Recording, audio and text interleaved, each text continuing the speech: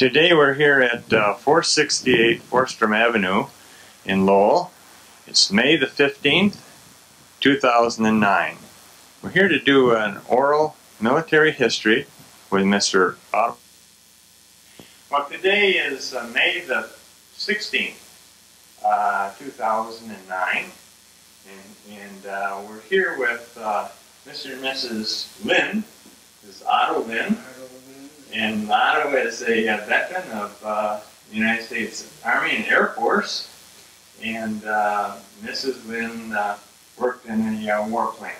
We're going to do a little documentary here of their life and their story.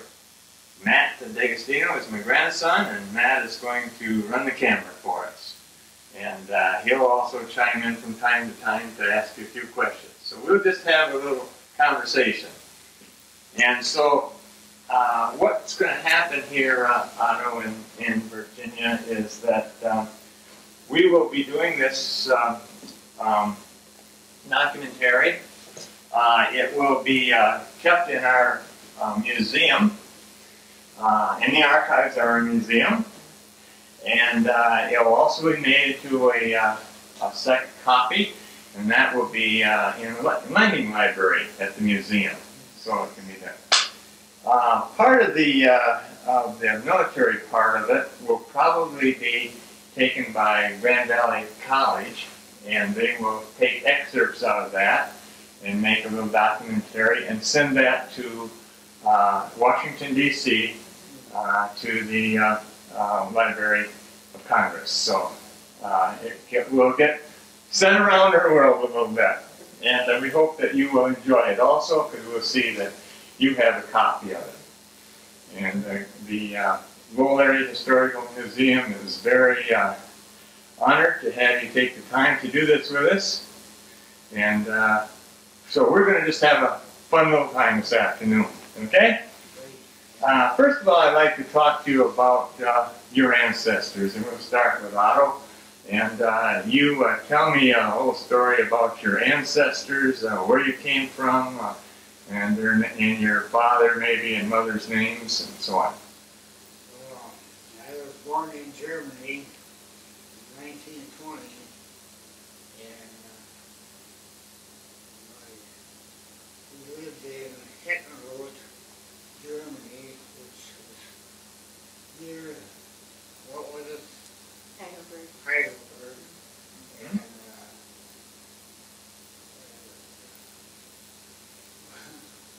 they farmed there. There's a farming area, huh? We had a home, and it was on a slope, and the lower level was a barn. Okay. We had the cows and goats and animals in there, and it was just a village you had to walk to from there. And my dad had a business cutting and polishing stones, semi-precious stones, and there was 5 of them who came over, going on 6, almost 6 when we got here. I see. And crossed my boat. Now, did your father come first? Yeah, well, he figured it was, he came first about a year before he sent for the rest of us. I see. And he got a job at L.A. Young Spring and Wire. Worked there until he passed away. And he was just about 65. Okay. And Now, was your father, what was his name? Victor Lind, V-I-C-T-O-R. Okay. How would he spell it over here? I see. And mother's name was Hedwig. Henwick. Now, was your father, you had told me once that about your father, he had been in the service in Germany? He was in World War I. Mm-hmm. And he survived. Mm-hmm. So, So, talked about it, did you know? He never did talk about it. okay. He was an officer, and Did he? Yeah. So he came over in what year was that he came over? He came over in 25, I guess. In about 1925. Yeah, and he got a job and earned enough send for us to come over. About a year later. Mm-hmm. And we lived in Hamtramck for, probably 3 years.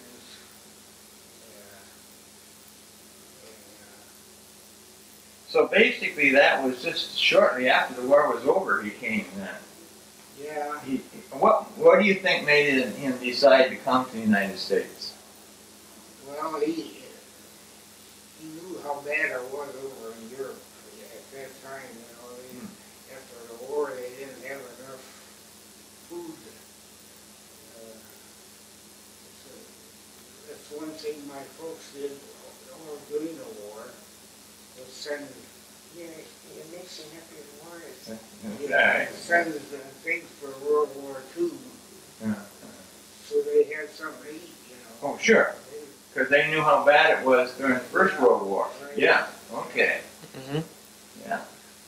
And so he thought he'd have a better life over here for his family instead of a family. He could earn a living here, and it was kind of rough over there at that time. Yeah. So he made enough money to in the first year to have all of you, rest of you come over. Huh? Now, did he ever? How many of you were there that come over then? Well, my mother, her name was Hedwig, and my older sister Hilda, me, and my younger sister Erna. Okay, 3 children then. Yeah. All right. Did your father ever talk about anything about coming over here?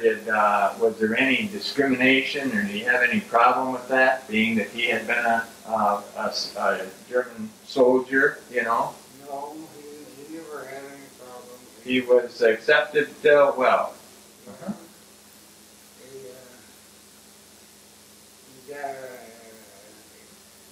He had a nice job at L.A. Young. He was a setup man. He bent and warmed up springs, do all different kind of things. I see. He worked there until he passed away.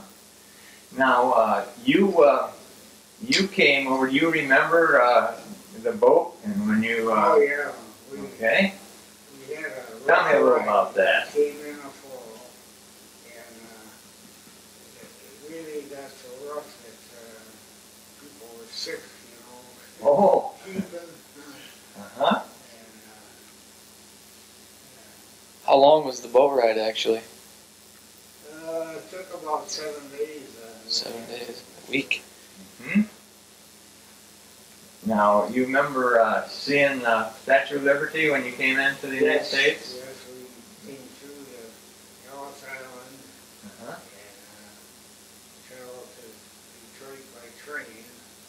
Tell me a little bit about Ellis Island Well, that you can remember. You're about 6 years old, I think, so maybe it's kind of hard to remember, but. yeah, I remember sitting on benches there waiting to be checked over health-wise that we weren't bringing in disease or whatever. Uh-huh. And it took most of one day to get through there. We spent the night in New York Mm-hmm. and then came by train the next day. Okay. Now, you said something about that your father had to make sure that he could support your family before you could come through. Yes, we had to prove that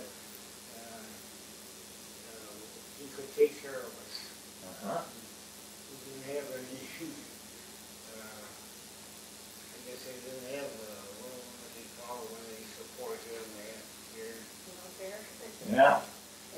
Now you had some help from an aunt or someone? And uncle that said if he couldn't do it, why, they would. They had come over here before, had they? Yes. I see. They had come over and were well established. That's family taking care of family. Yep. That's what we used to have to do, didn't we? In fact, his parents housed other family members as they came over. Okay. You know, Yeah. So then, two families, the Millers and your Uncle Ernst's son. uh-huh. And, his Aunt Maida and her husband. So, All right. Now, where did you settle then? Where was your first home? It was in Hamtramck. Hmm. And being German, I got harassed a lot. Okay. Well, yeah, Hamtramck. Because it was a Polish settlement where we were. Well, Matt come from Detroit, so he was telling me he knows about Hamtramck even today. So. Yeah. are the Polish restaurants still as good? Oh yeah, it's still a predominantly Polish area over there. We finally moved to out to the near 8 Mile, between Seashore and 8 Mile. Folks finally had a home built. Mm-hmm. I was still in high school at that time. Tell me a little bit about your early education. You in elementary school, Yeah. and you was now in. School was Grayling, and of course I had trouble because I couldn't speak English at the time. Okay, and you were in a Polish area. Yeah. Yeah. I had trouble there with the kids. Yeah. Well, like you said, you learned to run real good. Yeah. You're okay. All right. But you went to. Do you remember what the name of the school was you went to first? Yeah, Grayling was from 1 to 6. I think Nolan Intermediate was from 7 to 9. Uh-huh. And I got accepted at Cass Tech, which was downtown. And you had to get approval to go to that school. I got good training, drafting, and shop work. Mm-hmm. Yeah, That's where I got my skill from. Cass Tech is still known as a very good, prestigious school to go to. Yeah. I've had one of our cousins' son went there, and I know he had to have very good grades to get there. Yeah, you had to be approved. Now, at that time, you graduated then from Cass Tech in about what? And then about what? 1939. 39. Mm-hmm. Tell me about your graduation, or when did you go to graduation, or? No, of course, kids came from all over the city there, and you would never really make friends with any of them because you weren't around them. You left the school. Uh-huh. So I went ice skating at Palmer Park, or what, 4 weeks. And then you went ice skating instead of to the prom, huh? Okay, and you met Virginia there. Vivian. Or Vivian. Yeah. Vivian. Yeah. Did I call you Virginia before? Yeah. I'm sorry. This happened a lot. Is it? Really? It's Vivian. You straighten me out anytime I make a mistake, okay? That's all I do. Do. Then I'll be safe, huh? Okay. Well, that's kind of an interesting development. Was she a pretty good-looking young lady at that time? Must have been. Huh? Yeah. Took your eye anyway. Right. And met her ice skating.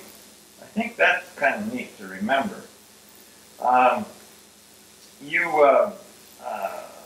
So anyway, tell me a little bit, maybe we'll talk to Virginia in a minute here, and maybe, yeah, gosh, yes. I got Virginia written all over the place here. So Vivian, you tell me a little bit about your background and where you, full name, and where you came from. Well, I'm Vivian Elaine, and I was Brooke, B-O-O-K. Okay. And we wonder if that's how it was spelt when the family came from Europe. I see. And they settled in Hagerstown. And then my dad's family migrated to Canada. Is that was Hagerstown, Pennsylvania? Yes. Okay. And my mother's family migrated to Ohio. I see. And then my mom and dad met at the I don't know, First Community Church in Detroit. Oh. And so they kind of went a circle. Okay. And they were married in 1918. And my dad was very thankful to be in the United States, and he volunteered to go into the war here. Okay, so he was a veteran also. Yeah, so he's a veteran. World War I. Yeah. Mm-hmm. And my mom was just really furious because marrying a man from Canada, she lost her citizenship. Oh. And she had to become a citizen, which made her fighting man. Oh. She's a very quiet woman, and that really upset her. Oh.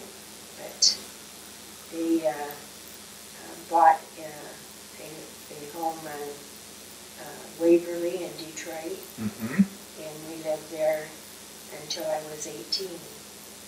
Okay. So, And actually, by the time you were 18, you were going to Central High, or probably had Yes. already graduated.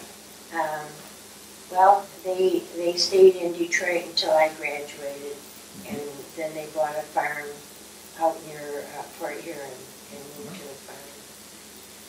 My So, dad was determined that if he was hit hard by unemployment again, he would be able to feed his family. that's right. Yeah. That's right. I went through the Depression too, and I was on a farm. We always had food to eat. Yes. Yeah. If you graduated in about 1941, and Otto had graduated in 39, when he met you, you were probably just about a sophomore. I was going on 16, Uh-huh. and close enough to 16 that I was able to keep his company with him. Okay. You're both glad to do that, huh? Yeah. All right. Now, so you, that was in about 41 when you graduated, and then I guess, Otto, you after graduation, you can tell me a little bit about what you did for work and so on. Well, I guess my first job was working as a tool maker, apprentice. I got paid 25 cents an hour Okay. for salary. That's something though. And I worked there for a while, and then I got into carboy. I worked on shaper mills in the shop. And then I got into the Fisher body building in Detroit. And because of my drafting skills, Okay. and I left there when the war, what time was it? When the war was starting? The war had started when you... About 1941, you had to... And, well, in the meantime, I worked in it for drafting, Yes. on a board. And I got the sense of Cleveland,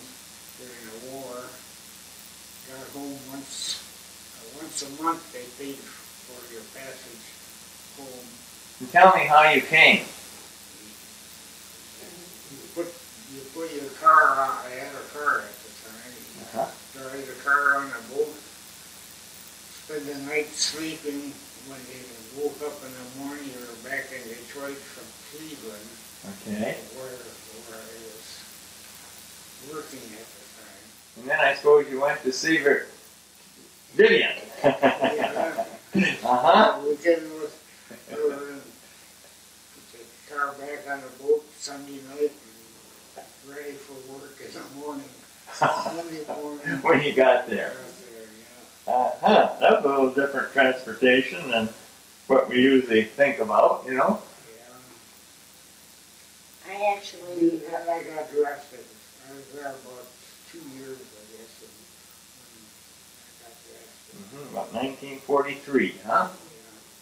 Yeah. Now, what did you feel? How did you feel about that, getting drafted for the service? Well, just did my duty. well, he wanted to enlist, but between the time that his job in Cleveland came to an end, it seemed like Uncle Sam knew that he was finishing his job there. Oh, And they grabbed him first. I see. So you got drafted then into the Army. Mm-hmm. Now, and apparently you felt just like most of the other guys, you were going to be going one way or another. You're going to either enlist or you're going to be going. It was a patriotic duty that to defend our country. Yeah. Yeah. I got shipped out from Camp Custer over to Camp Roberts, was it? You had to go in Michigan, down by Detroit, or down by where? Well, Battle Creek was, I think was where Sheridan was. Okay. And then you went from there. How did you get to your? You went to right to boot camp. You didn't get no furlough, I understand. No, Right? didn't get back home. I was supposed to have a week at home after being at Camp Custer for about a week. But I got shipped out right away. Yeah, I said Sheridan was Custer. Sheridan. Sheridan was in Chicago. I'm sorry. Oh, over to Chicago. Okay. Just above Chicago, around the lake. And I was sent from there to Camp Roberts by train. All the way across to Camp Roberts in California. Yeah, California. Did that take quite a while? About 5-6 days. Yeah, all the way across the United States, down here to between Los Angeles and San Francisco, right about in here, was Camp Roberts. Just below it. Just below it there. And how was the weather there from what it was in Michigan? It was very hot, very warm. In the spring it rained almost every day. Mm-hmm. I got there in February. Yeah. February. Okay. And I was there, 3 months. 3 months. Okay. And I got sent to Camp Pittsburgh near Frisco, where where we were separated from our unit. Wherever you were sent,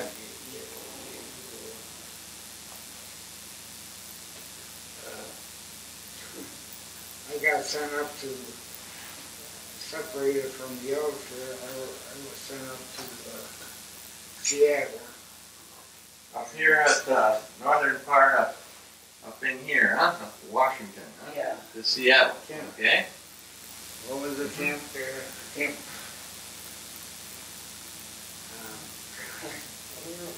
My mind is a blank. That's all right, but it was in near Seattle.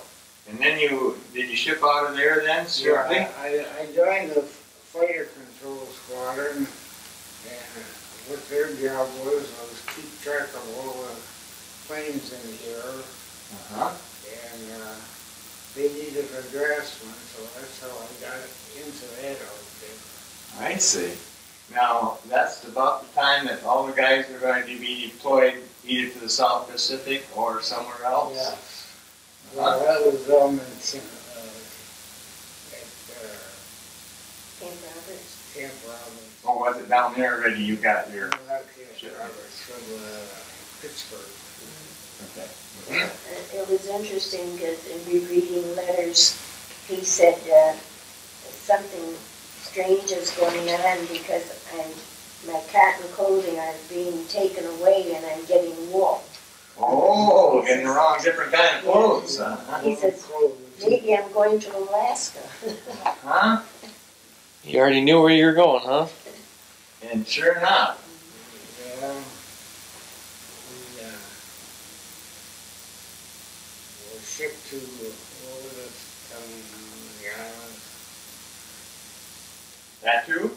Maybe, or no? No, The Aleutian Islands. Dutch Harbor, was it? Dutch Harbor. Oh, Dutch Harbor. Okay. Well, here we go. Here's Alaska, way up north of northernmost part of the United States, and Aleutian Islands run down through here, Yeah. all the way out in toward Japan, and way off beyond the map here, on a little inset back here, Way back about here. out there. This is that little inset over here, and you said you landed at Dutch Island, huh? And it's called the Dutch Island or something? Near Island. Near Island, okay? And at two. All right. Right here is Attu, that little island there. And right there is the near island. Does that Yeah. show up there, Matt? Okay? Somewhere out here is where we came by boat. Uh-huh. And then we got transferred by boat to Attu. And they were still fighting the war there where we landed. Now, was that quite a long ride up the boat ride? Yeah, it took 5-6 days or whatever. Mm-hmm. Very rough seas. And so this Dutch Harbor basically is like they tell about in this little brochure here. And was this your company here? Yeah, that's infantry. That was before you got split up, huh? Yeah, All right. before I got transferred to the Air Force. And I believe you told me that you were the fourth guy in the front row here, Yeah, right there. yeah. All right. So we backed up just a little bit there to that, but now that you guys got split up and you got shipped up there to this Dutch Harbor, we'll take a little break right here. Yeah. This is island. Explain. Describe that island a little bit. What was the weather like there when you got there, and so on? Well, they were still fighting for the island at the time. And it was a lot of rain. See, that would have been June then, when you got there. Yeah. Oh, yeah, that's right. That was at the Dutch Harbor, or that was an attack on America, as it says here. And I think so many people don't realize that there were Japanese actually attacking the United States and attacking the Aleutian Islands. They were on our soil. And very seldom it's ever told or anything is ever said about that. Two up here is then the where you actually ended up then, didn't you? With some staying there.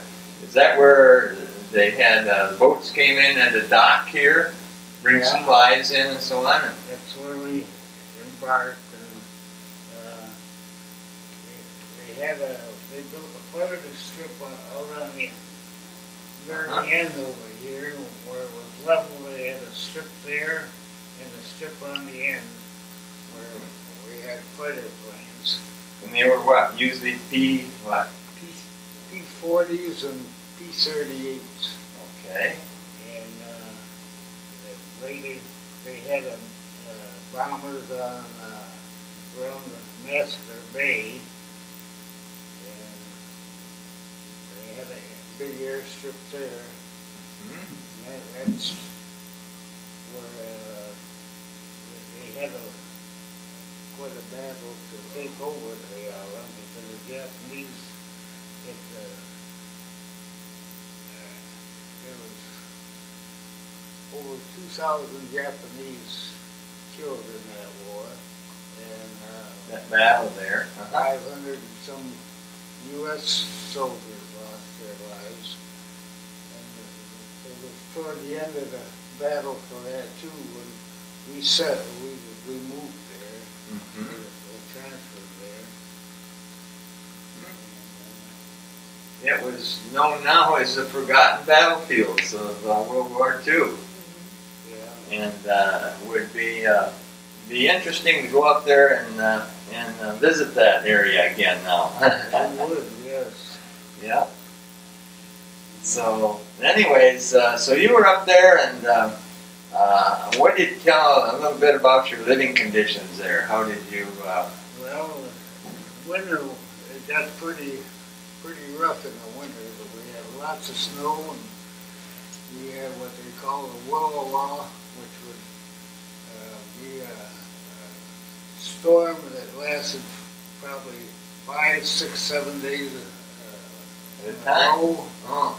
and it was rough weather. This shows some pictures here that you had taken, and apparently you were in a kind of a Quonset hut there. Yes. Hmm?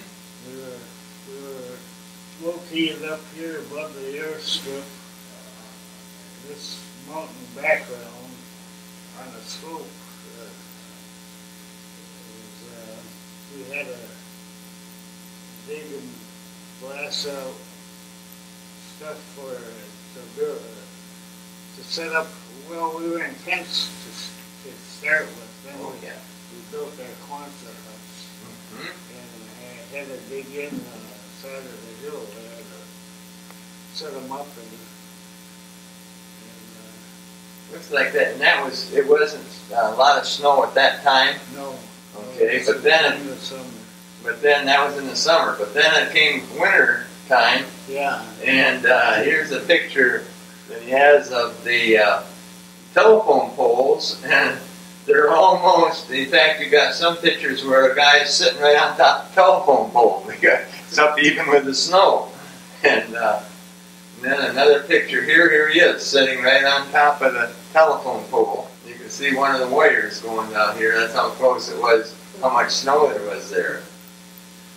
Over here, I believe there's a picture where that's the roof of one of your buildings. Yeah, one of our. They're digging out the roof. They had to dig down. See, it's almost 6 feet of snow on top of the roof, even. Literally snowed in. Yeah, I guess so. Yeah, well, it was just blow and drift in the old areas, and that's where it settled. Wow. How did you eat warm in those places like that? Well, we used kerosene. Kerosene stoves, huh? Yeah. Originally, when we first landed at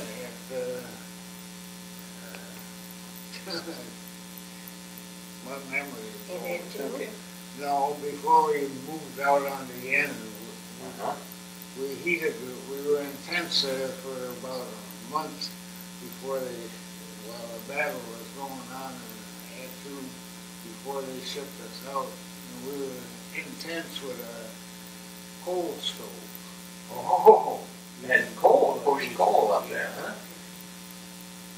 Must have brought that all with them. Now, tell me, was there any natives on the island? There were 29 people when the Japanese took it over, and nobody knows what happened to them. Never saw any of Never this. saw them again. No. Huh. We had natives that what they call them. The loops. The loops. The loops. They Okay. lived on the island. Uh-huh. And there was 29 of them at the time, I guess. Took over the island. Now, your job then, while you were there, tell me a little bit about your job. Well, they need a draftsman to lay out a plotting board that they kept track of all the flights in the air by radar. And that was my job to paint that, and rig it all out, and show the islands. Whenever we had outposts on Agatu and Shimya, and they kept track of planes that they would call in, and they would plot to keep track of the craft in the air on the plotting boards. That was my job, to paint the plotting boards, and they had blackboards that they kept all the information on. So your training at Cass Tech was put to good use then there. Yes, they did. Now, you lived in a building by yourself then eventually. Well, I worked in a building, but Okay. we had two fellows to start with, and there were three of us Okay. at the end. Uh-huh. That's- So you had use of that building then most of the time? Yes. Okay. That's how I got a lot of pictures developed. Because you became a photographer. Right. You had your camera, Yeah. all right, a little brownie of some type, or what was it? No, it was it's nice icon. It was a nice camera. Nice camera. It was flat, Yeah. opened up with the lens. Oh, the billows. Billows, yeah, I okay. still have it. So that's where all these pictures come Yeah. from. Yeah. Then you have a nice album here that I see that Vivian has Yeah. put together. She put together with a lot of the pictures that you brought back or that you sent home, huh? Yes, this was from Camp Roberts there. Okay. So some of your training time there, boot training Yeah. type. Yeah, Okay. my infantry training there. Hmm? And this is This is Camp Camp Roberts, and you could hold that. All right. Get that we map. had a big parade ground, and we made use of it, and we took, it was wild country, you know, nothing there at the time. Uh-huh. Was that pretty warm? Oh, very warm in the summer, yes. In fact, parade ground had a temperature of 129 degrees Oh my goodness. one day. But it looks like you made it here. It says the Infantry Replacement Training Center, Camp Roberts, California. Certified Private Otto Lind has satisfactorily completed the 13-week schedule.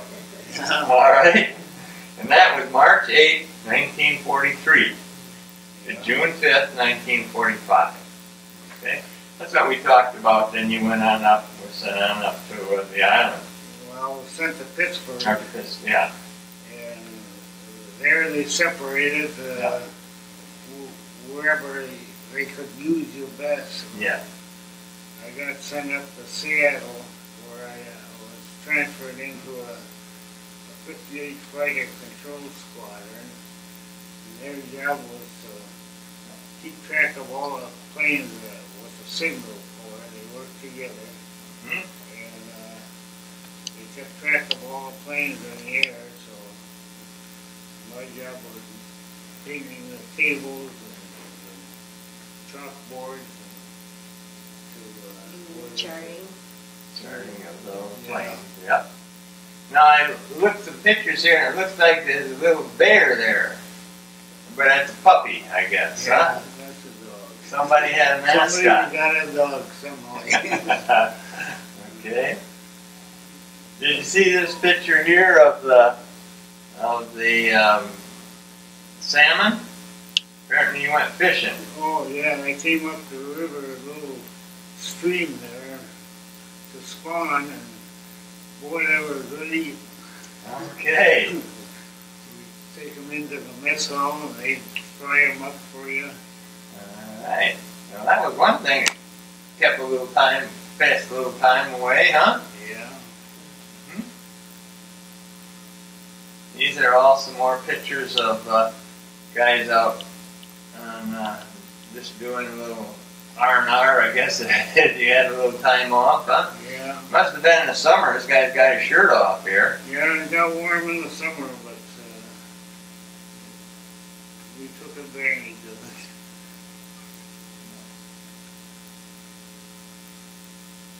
Looks like it's getting more like Christmas time here. You're dressed up a little more. Got a Christmas tree on the top of one of these that Vivian brought up here, I see. So, Yeah, I must have been. yeah. Is that a picture of you? Yeah. Okay. Yeah, Yeah. that's it. Okay. All right. Is that all right? Mm-hmm. All right.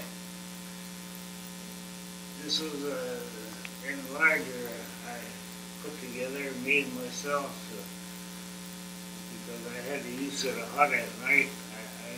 That's where all these pictures came from. Well, this is your That's my enlarger. enlarger, yeah. Oh, okay. That's enlarger. I hate these. My pictures were all this size. Uh-huh.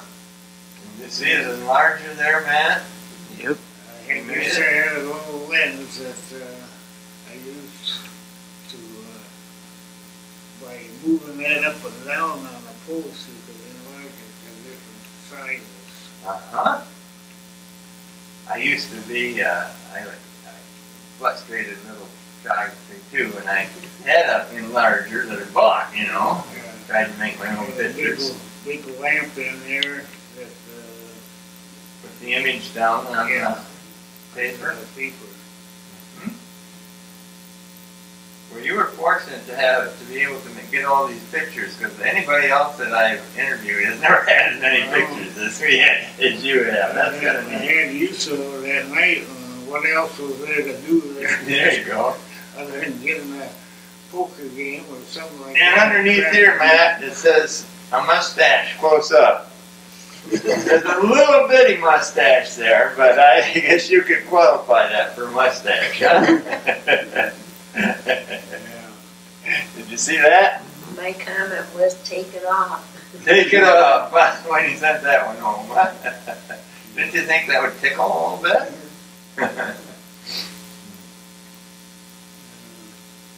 You know, when you think about it, fellows in combat didn't have time for pictures. No. No.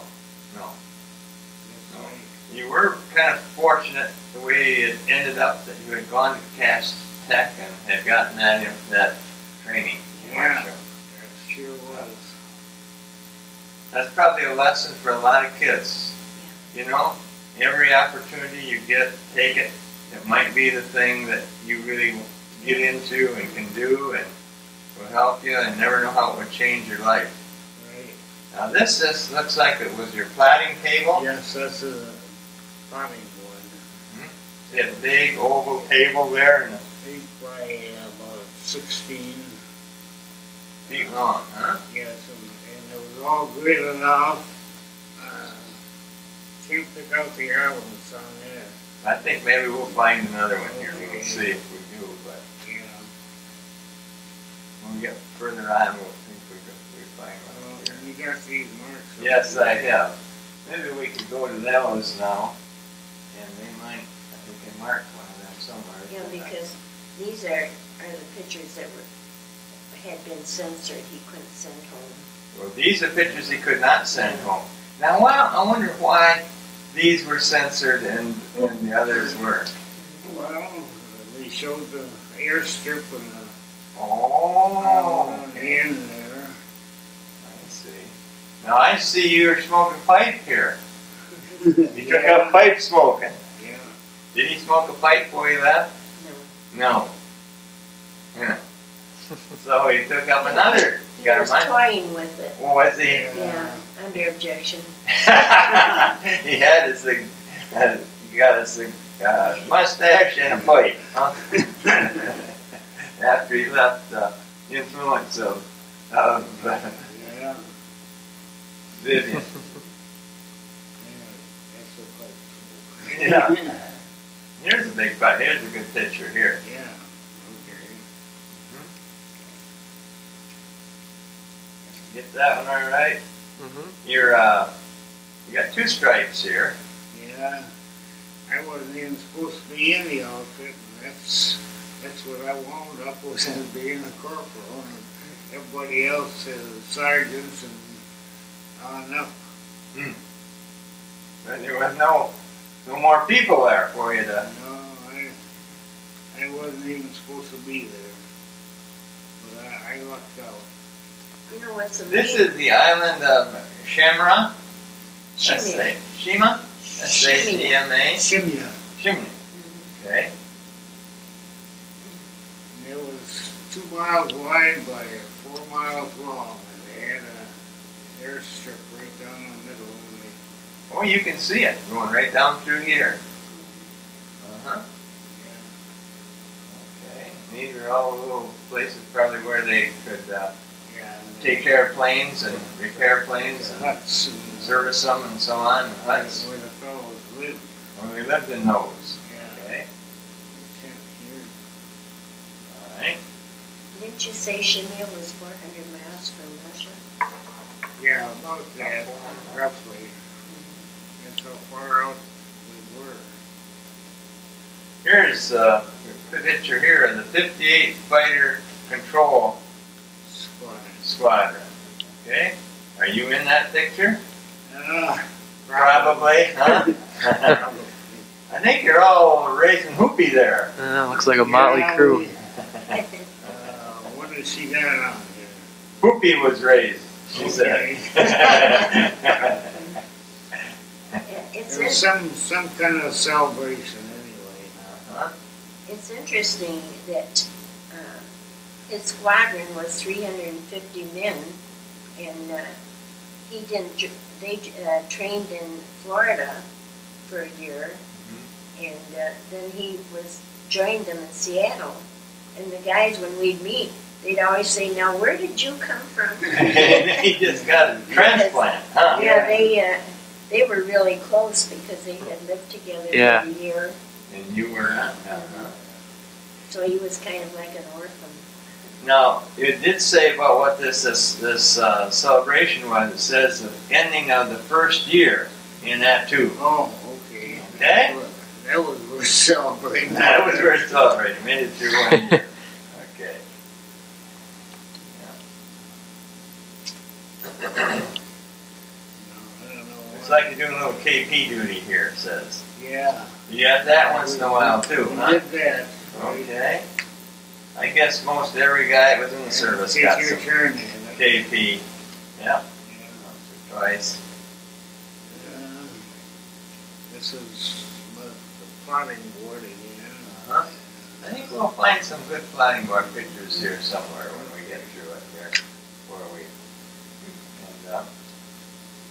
Now, did that picture there of the island that we talked about, what would you call it? Shimei. Shimia. Was that the one you flew over to one time? I flew back and forth between that Okay. and Shimya, yes. I think you had a special little story about one of those trips. Yeah. We got shipped back to Attu, and when we turned around to come into the airstrip on the end of Alexei Point, why, it was very rough weather and windy, and we hit the runway there and blew out a tire on the plane and lost the gasket, blew on the engine.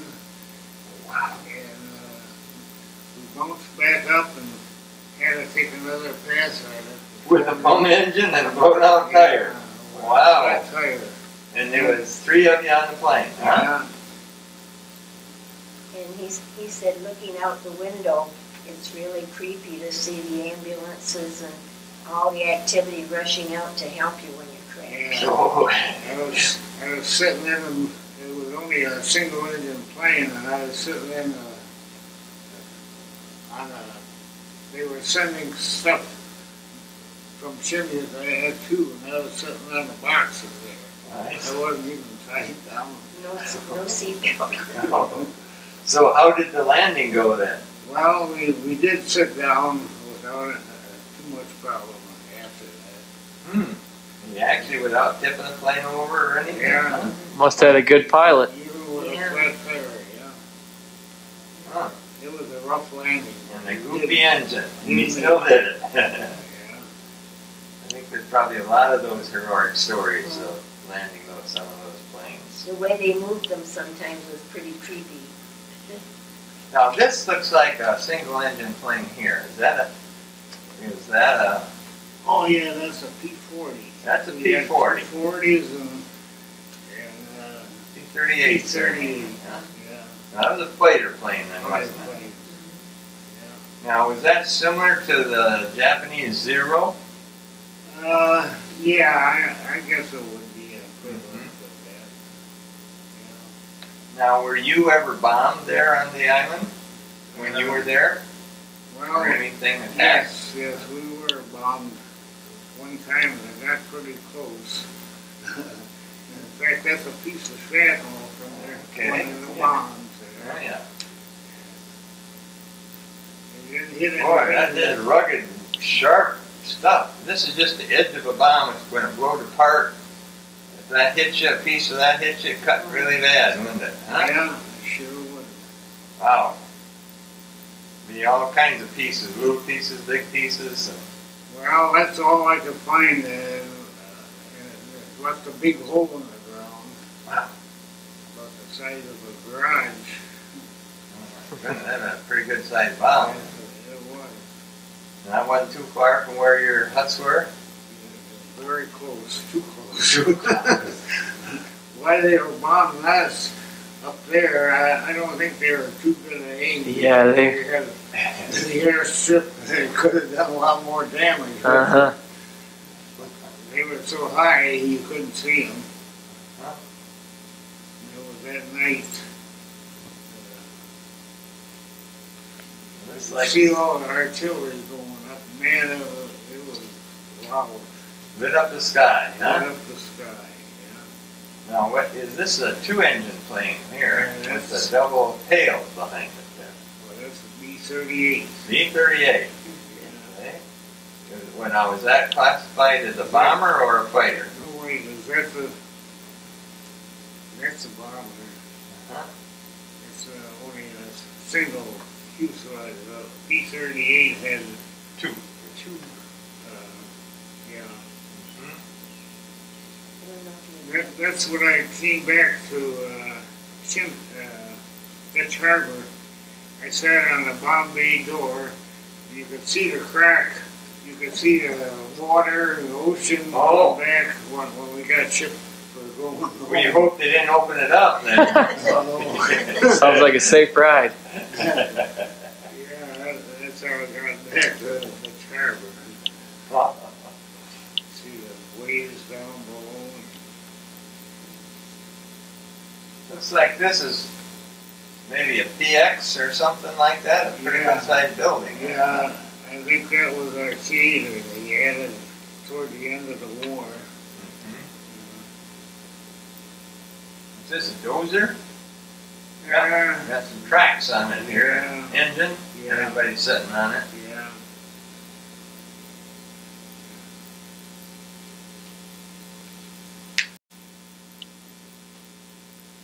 Now we're into the snow time again. Yeah. Boy, It got pretty rough there. that's probably what they need the dozer for, to just push snow around, right? Yeah, we would have a willow, they call them, Yeah. that's for a week at a time. Now, Roll. do they have much trouble starting them dozers in that cold weather like that? No. They had no problem there. Uh-huh. this was our huts dug in. That's where we lived. And one time it got so windy and it was my turn to get kerosene for the stove, and I had 2 5-gallon cans, one in each hand, and it was blowing me along, and I couldn't even stand up in it. I was sliding on my seat. Oh my That's goodness. how hard it blew that time. And even though you had all that weight, Yeah. 10 gallons of kerosene is still blowing you around. Yeah. Is this him also, Vivian? Yes. Uh-huh. Yeah. Pretty good glued up picture there. Yeah, his equipment worked pretty well for sharpness. Yeah, for that little wet Absolutely. You did a great job. Well, I had nothing else to do. Well, that isn't, according to the letters I've been rereading, you did lots of things. Oh, yeah. You got a few letters. Now, that was another interesting thing. You didn't hear him for 6 months, did you? Or no? Well, it wasn't quite 6 months. No. Huh? Didn't know where he was? Between the move from Camp Roberts to Alaska, to Aleutians. In rereading him, he had said, maybe I'm going to Alaska, because he got the woolen issue of clothing. And after the gap in time, when he wrote, he said, well, maybe you know where I am. So, Oh, yeah. But I came across some letters on what censoring was, and they must have used a razor blade to just cut out what they didn't. Oh, Yeah. did they? Uh-huh. That's the way they censored them, huh? But he had a hard time expressing his feelings because his lieutenant censored all the mail. Uh-huh. I was... He didn't want him to know too much. Yeah. You took a trip one day up to a hiking trip and so on. Oh, yeah. A bunch of you. We had a Saturday and Sunday hike. We drove as far as we could, and then we walked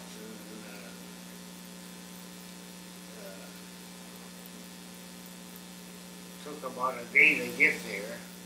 There was another river coming out of the mountains that we were going to fish in, and we went for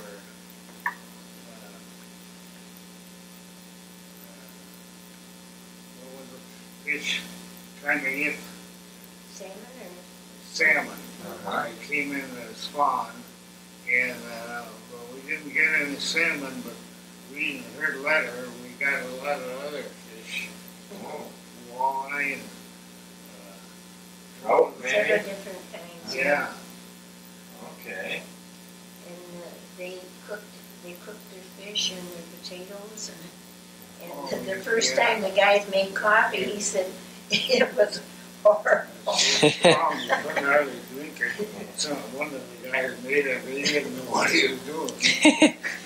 You got all the way up to where the Fighting was. In fact, it was one of the dug-in huts that the Japanese used during the war there. Okay, that you stayed in. Huh? Yeah, they stayed in. And he's got a picture there of, looks like a skeleton that you found. Took a picture of it, huh? Yeah. Was there any machine there, like trucks or jeeps or machine guns or anything? A lot of that? He has a picture somewhere of a Japanese gun. I did see a gun in there when we flipped through. Yeah. But, well, that's quite a story you have there of that. Now, there's some other things that you did. Apparently, when you were thinking of Vivian, tell us about that ring.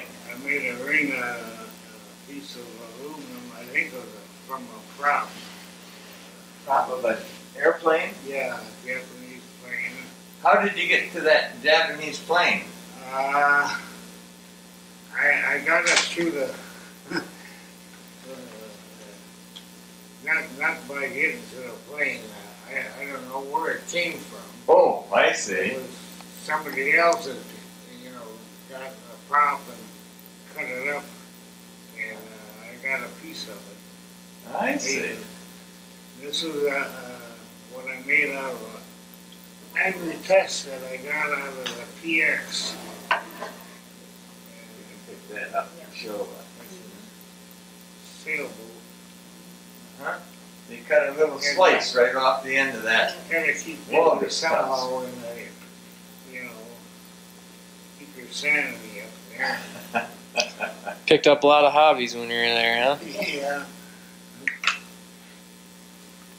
It's interesting because his cousin worked at Pearl Harbor as a mechanic for his almost 4 years. Yeah. And he did a lot of rug making.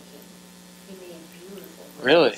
Oh, yeah. Yeah, just to keep busy, Huh? spare time. Your spare time. Well, now, this has been quite a while that you were there, and during this time, Vivian, you had to keep busy back home here. So what were you doing? Well, I was working for Chrysler Corporation. I was sent from Chrysler Highland Park to Dodge 4 and Hamtramck. And I was first sent to Mr. Price and Dorothy, who had set up the purchasing department for the Gyro Compass division. And then Mr. Forbes came in to take over Mr. Price's job, and he and Dorothy went up and started the, now I'm blank. The radar. They started the radar division in the floor above ours, manufacturing radar. And so So this was at the Dodge Dodge Division of Chrysler Corporation, making gyro compasses. And It's a nice article. Mr. Knight was our superintendent. Tell us about this little book here that you got. Uh, A war job through thought impossible. Chrysler Corporation took over manufacturing the gyro compass, which the gyro compass division said no way would it be possible for a car manufacturer to take on this job. And I have a letter congratulating us on our first 100, and then I have a follow-up where we manufactured 1,000. How long did it take to retool the whole shop, or It just almost seemed to happen overnight. Really? When I got there, the main floor was pretty much open, and in no time, all the equipment was there. They were making, And 5 a day? 4 a day. 4 a day, while it took them, before they went in production, it took them a week to build one. Yeah, Sperry took a week. And outside our office, in the shop, they had the swings that tested them for balance. And so you'd go out there and everything was swinging. And they'd have the compass in its final, as it's shown finished, would be on that for their testing. So, I don't know, we marked some pages here. This is where they were used, right? Yeah. That's a ship, and look at the different places on each ship. They put these gyro compasses. They had 5 of them. The main compass was here, and these were called rheostats. And the rheostats they thought was impossible for a car manufacturer to build, and our ladies could do for a morning. One morning. Yeah. So it's That's what really this is what most people don't realize, how the civilians that were left home really supported the war effort, really supported the guys in the field. It's, to me, I still marvel at the accomplishments of our car manufacturing companies, and I worry now that they're dissolving them. Yes. Because where I lived, there was a big open field. Chrysler was close by, and before you could blink an eye, they were testing tanks. We, one morning, heard this horrible roar, and before they had got it fenced in or anything, they were testing tanks. It changed over that quickly. Yeah, just amazing. We had the technology and the know-how how to retool and make different things. And here are the compasses in the stage of being tested. And a lot of the testing was motion.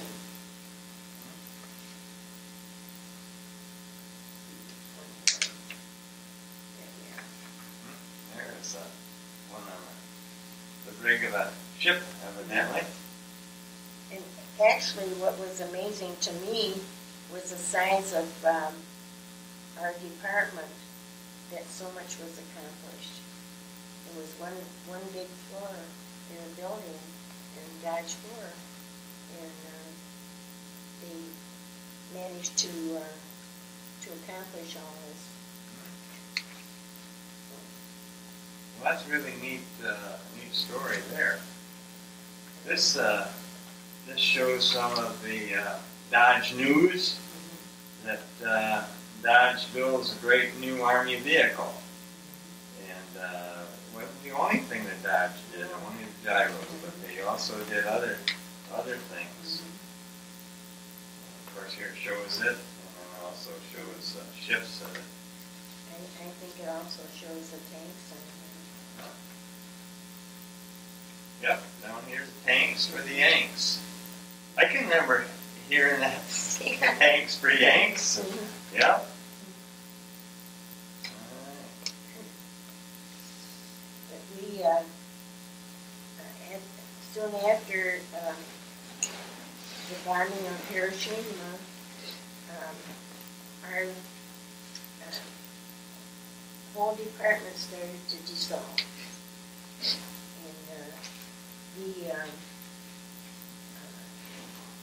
I said goodbye to my boss, and he was sent to the Jefferson plant, and I was sent back to Highland Park in contract termination, which was quite an amazing thing. Where I was in at Dodge, and at the end, we ended up bringing good books in to read because we had nothing to do. And then I was sent to contract termination, where it was a huge floor, lots of people working, and there was a whole dissolving of all the contracts that Chrysler had. Oh, for the war effort. For the war effort. Well, that had to have been in about the middle of August, after the Japanese had been bombed, and the atom bomb had been dropped. And did you hear about that over in Tattoo? Oh. I bet there was a little celebration then again, wasn't there? Well, between two letters I read, the one was talking about they were starting to issue furloughs again, and maybe he would get a furlough, or maybe the whole company would be sent home on a furlough. And then the next letter I got, there would be no furloughs, but he would come home as a civilian. Oh, that was good news, huh? Good, bad news and good news. So it went from August to November. I got discharged. Your discharge was, I see that you have, we have a copy of your discharge right here. And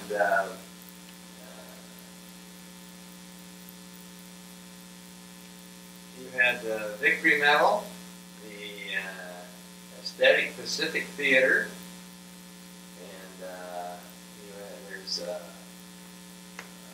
overseas service bars and good conduct medal.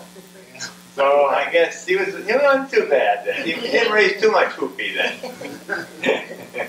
They couldn't bust him for too much because he was only a corporal, so they couldn't bust him too far, could they? And you know something that just occurred to me that's very interesting? What's that?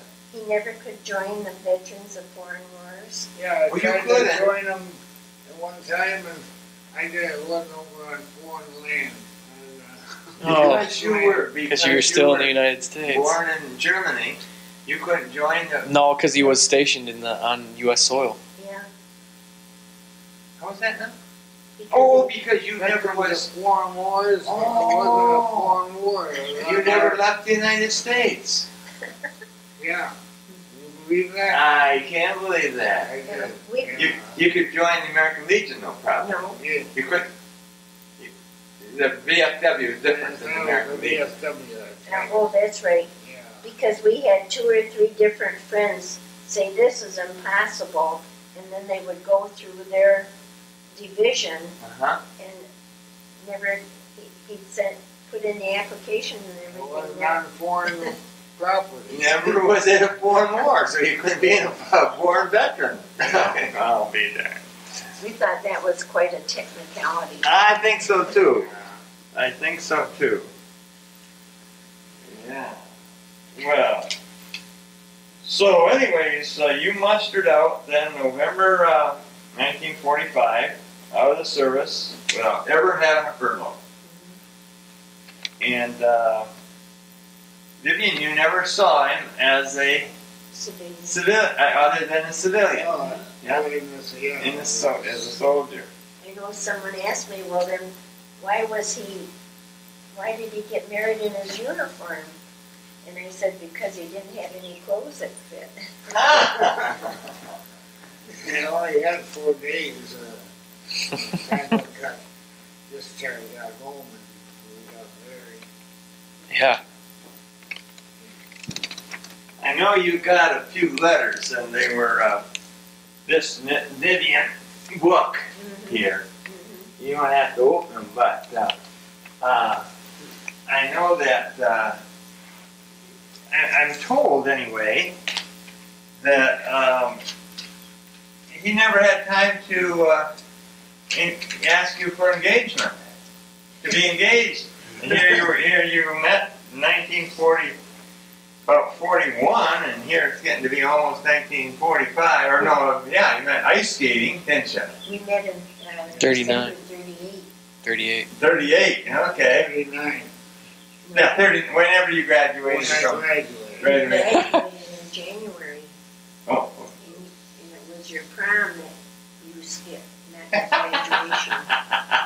graduation. He never asked you, he never engaged, never got engaged, okay. You know, So how did this now, you got home there, and I think it was, tell me about coming home actually. You mustered out, you got into, you were shipped home, and you mustered out, but you got a train then, they brought you into Detroit or somewhere? Well, first of all, I flew from Attu to halfway across to Alaska. Okay. Yeah, sitting on the Bombay door of Yeah. a bomber, Uh-huh. B-26 it was. And I could see through the crack the ocean and the islands going by. Uh-huh. Yeah. And we then? probably went into Dutch harbors. Yeah, I went back to Dutch Harbor and we got a boat. It took about 5-6 days, I forgot Mhm. exactly, to get back to Seattle Okay. And then? on a Liberty ship it was. All right. And then you then take a train then? Yeah, got a train across the northern part of the U.S. Huh? And Another 5 or 6 days, huh? back to Sheridan. Sheridan, Camp Sheridan, above Chicago, around the bay there. All right. And from there, I got discharged and got a train home and met her the following day. Yeah. November 20th. I guess it was that night, you said. 3:30 in the morning. You met him at the I train. was the only soldier that got in the hospital. Well, this troop train in the open. Is that right? I couldn't believe it. One person, I was worrying about how will I know where he is with all the soldiers, Uh-huh. and there was one. Just one, and that was the one he was looking for. And dragging a duffel bag and a big winter coat. And, Yeah. That was in uniform then? yeah. Yep. Okay. Yeah, it was, So that was on about the 20th, and gosh, had he said anything about marrying you at all? Back in April. I Oh, back in April. On the rim from up there, I got through the BX. I was able to buy. I don't know if we got it on. Yeah. Oh. And you sent her a ring? Yeah. Oh, through the mail. Through the mail. Did she kind of suggest this, or did you just, No, I did it on my own. Did ya? After I said yes, he sent me the little one. Oh, I see. Wait, I forgot about that. Okay. So then you got married right soon. Yeah. Well, he was supposed to have a furlough in August, Uh-huh. so I bought a summer wedding gown. Oh. And then the Japanese were bound, Uh-huh. and they told him when he'd come home he'd be a civilian. Okay. So he didn't.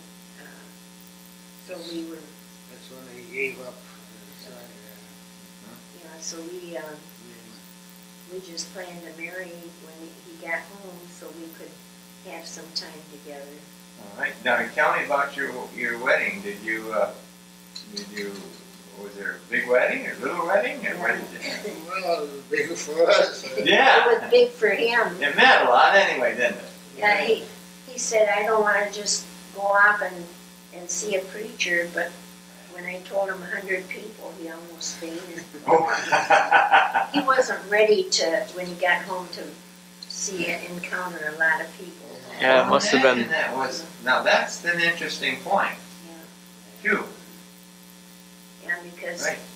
at our reception, people looked up and we were gone. He disappeared. My grandmother was furious with me. But he said as we were coming down to go into the reception, we had the reception in church. Uh-huh. He said, do we really have to go in there? I don't want to. Yeah. My uncle Albert, he let us use his farm. He has a farm that people ran for him. They had a bunch of milking cows there, Uh-huh. and they had a nice big home. Beautiful house. Yeah, we had to use it for a couple of weeks. For your honeymoon. And that was, where was that? And near Holly. Near Holly, Michigan. Probably, Well, it must have worked pretty well because it's worked for what, 64 years now now? we got pictures of ice skating on a rink for During your honeymoon. like Now, how about that? They meant ice skating, huh? And then you, on your honeymoon, you went ice skating. Yeah. Well, that's pretty good. That's pretty neat. Practice cooking. And you know, that time you had to have stamps to buy food. Oh, yes. Yeah. And Everything was still being rationed. yeah, ration stamps. So everyone was so kind. They gave us stamps so that we could have our honeymoon and eat. Okay. So of course Holly was close, and there's a nice old hotel. I think it's still a restaurant. That was a restaurant at that time. That they had excellent food. But we also ate a lot of tuna fish sandwiches. All right. Well, tell me then, where did you go to live? We were fortunate. The minister that married us said, "I bet you don't even know where you're going to live." And he says, "I just was advised of an apartment." So we had an apartment in Highland Park where the people had taken a six-room house and converted the upper level to an apartment. I see. So we had a nice little apartment. In Highland Park. Yeah. Okay. And Otto, did you go right back to work then? He had to fight off his employer. Oh, from GM again? He wanted him back, and he managed to. Yeah, got back drafting, and they had labor problems at the time, and they wanted them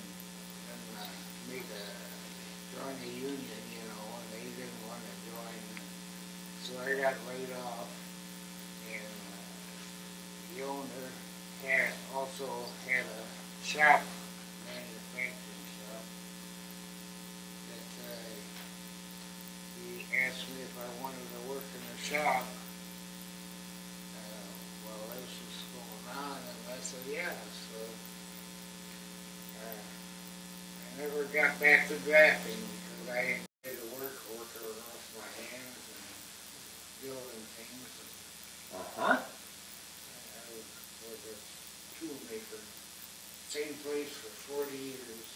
All right. His sister thought tool making was hammers and screwdrivers. Yeah. And you told me a little bit about that you built your own house then? Yes, and we lived in the apartment, and her aunt and uncle were going to Florida for the winter, and they asked us to move into their house while they were gone. So we stayed with them about a year, I guess a little year. Yeah, well, in the meantime, we started building our own house. We bought 2 lots out on Lower Straits Lake. We got the 2 lots for $500 a lot. So, and when we left there, they were worth a fortune. In fact, there was no empty property anywhere anymore. Growing up. Man and woman. This was 20 miles out of Detroit. And we didn't even have to have a building permit at the time to build. Oh, didn't you? No. We had a subdivision and drew up plans for our house, and they approved it, and we built it as we went. I see. You built it in a couple of years it took you, right? Yeah. Her aunt and uncle were friends with a mason, laid brick and block, and he did the block work for us. We dug the footing by shovel. Did you help too, didn't you? Yeah. All right. Sure. Whole family. Okay. Sure. Everyone was out shoveling. So you got a footing in, and then this guy put your wall in. Yeah, and started, put the floor in, and started, once we got the wall up, you know, and then put the rafters up. And the first year we got the roof on, but we didn't have the shingles on yet. We had tar paper. Okay. And the following spring we got the rest of the house finished, enclosed, the windows and all. And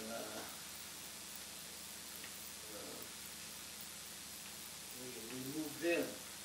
You didn't have to have a building permit, you know, there was nobody checking We camped out. construction. Yeah. We we were hunting for property, for rental, so we could live closer and not spend so much time on the road.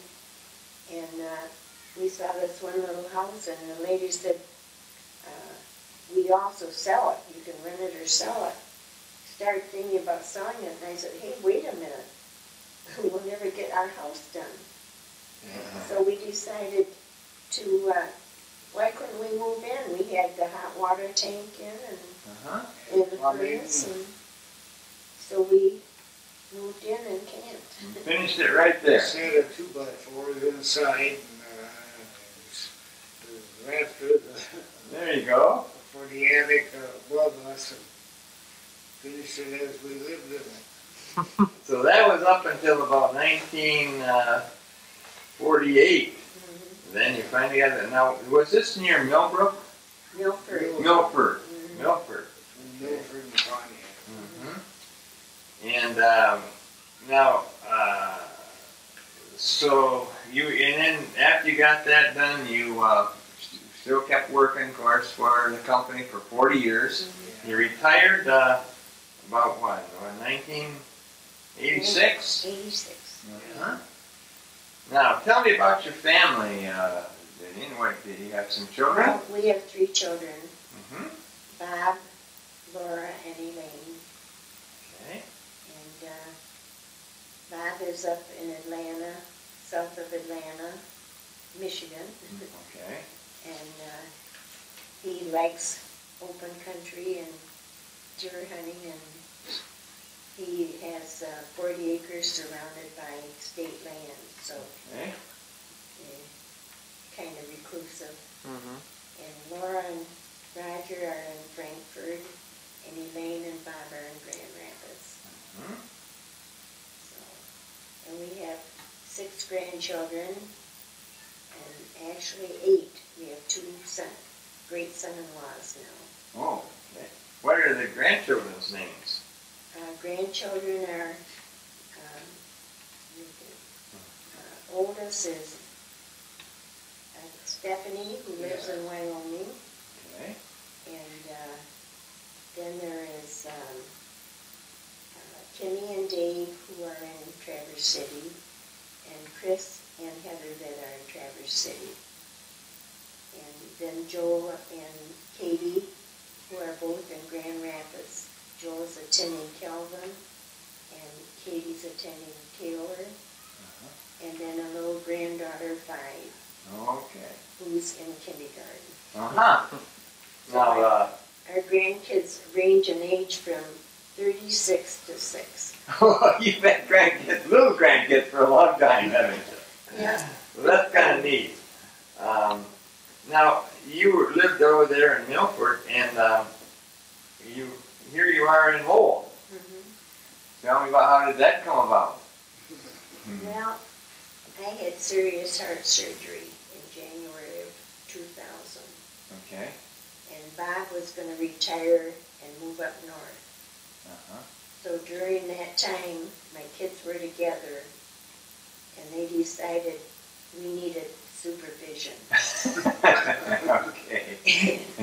And so we had been looking at properties over here in Grand Rapids. We love the area. We came to see our daughter and son-in-law. So we hadn't found anything, but in March of 2000, he picked up the paper and read a little ad about So Big, written by Bill Skur, offering one of his homes. Yes, I graduated with Bill Skur, and Bill and I were competitors for many years. Good competitors. You're talking about the father now. Yeah. It was their son that built our house. Yeah. But Bill and I graduated from high school together. That's neat. Yep. I just interviewed him a little while ago too. Did you? Yeah. He had a fall. We just heard about it a couple of days ago. Okay. He's had a very serious fall, injured his head. Okay. So they thought you ought to come to Lowell, and that was about 1999, so about 10 years ago. 2000. Or 2000, so pretty close to 10 years, 9 years ago now. Bill Jr. was building a house at the time, and he liked the location, and not too far from my daughter. And, He liked his building. nice house. Sure. We bought the house. Tell me a little bit about what you kept busy in the last 9 years doing. Well, I got a train set up downstairs. Oh, you have? My spare time, I play with that. Well, that's neat. Now, I didn't know anything about that. When the church talked me into it, he had his whole basement was trains. Oh, you never saw anything. Okay, so you got a hobby in building model trains. Got me started.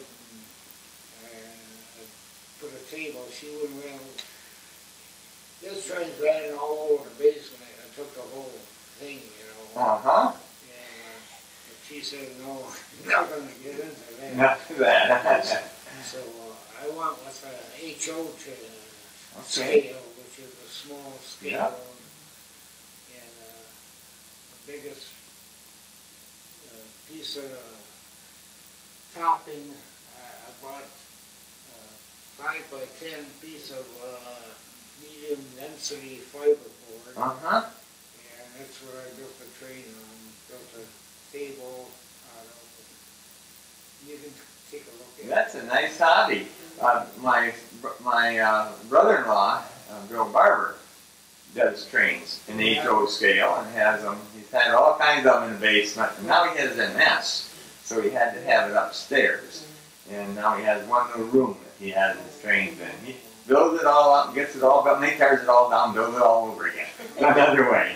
But he has a lot of fun with that. You also did a little golfing, you tell me. Oh yeah, I used to. Both of you together? Well, we have, yeah. Mm-hmm. We didn't so much. He belonged to leagues and had his friends from the shop that had leagues. I played with the girls. I can remember, as long as I worked there, Uh-huh. 40 years. Okay. Good. Well, and now you are active at the Virgins Methodist Church, is that right? Yeah. Not too active anymore. Well, you attend there apparently.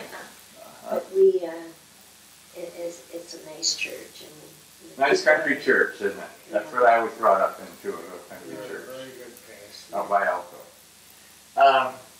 Guess there's one other question I'd like to ask you. If you can, off the top of your head, you might have an answer for me. Maybe you won't, but just kind of how do you feel about the time you spent in the service, and did it get you anywhere? Was it any good for you? What do you think about it? How do you feel about it? Well, I felt that I did my service, to the country, even though I'm German. I